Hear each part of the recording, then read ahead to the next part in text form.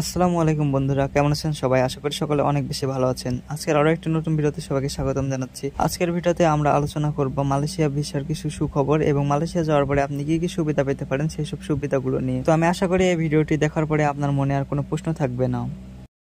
সব প্রশ্নের উত্তর পাবেন এই ভিডিওতে, তাই সম্পূর্ণ ভিডিওটি দেখার অনুরোধ করা হলো। গতকাল মালয়েশিয়ার মন্ত্রিসভায় একটি আলোচনা হয়েছে। আলোচনার মাধ্যমে জানা গেছে যে 14টি দেশ থেকে 10 থেকে 12 লাখ শ্রমিক নেওয়া হবে। কোন দেশ থেকে কতগুলো শ্রমিক নিবে সেটা কোম্পানি ঠিক করবে, কেননা কোম্পানি জানে কোন দেশের শ্রমিকদের দক্ষতা বেশি। এদিকে এক তথ্যের ভিত্তিতে জানা যাচ্ছে দক্ষতার ভিত্তিতে বাংলাদেশের শ্রমিকের দক্ষতা সবচেয়ে বেশি, যে কারণে বাংলাদেশ থেকে সবচেয়ে বেশি শ্রমিক নেওয়া হবে। কিছু তথ্যের ভিত্তিতে জানা যাচ্ছে যে বাংলাদেশ থেকে কয়েক লাখ কর্মী নিবে মালয়েশিয়া, এবং বাংলাদেশিদের জন্য ভিসা প্রক্রিয়া খুব সহজতর করা হচ্ছে এবং শ্রমিকদের জন্য মালয়েশিয়া সরকার কিছু বিশেষ সুবিধা দিয়েছেন।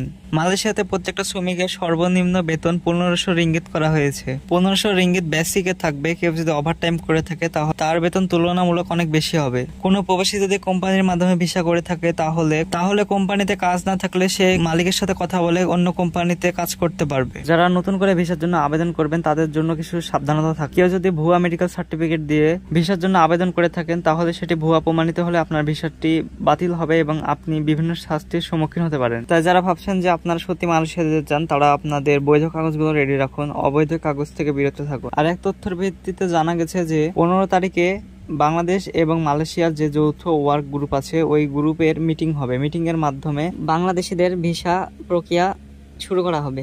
তো আজকের ভিডিওটা এই পর্যন্তই। আমার ভিডিওটি যদি আপনাদের ভালো লেগে থাকে তাহলে অবশ্যই আমার চ্যানেলটিকে সাবস্ক্রাইব করে পাশে থাকা বেল আইকনটি অল প্রেস করে দিবেন।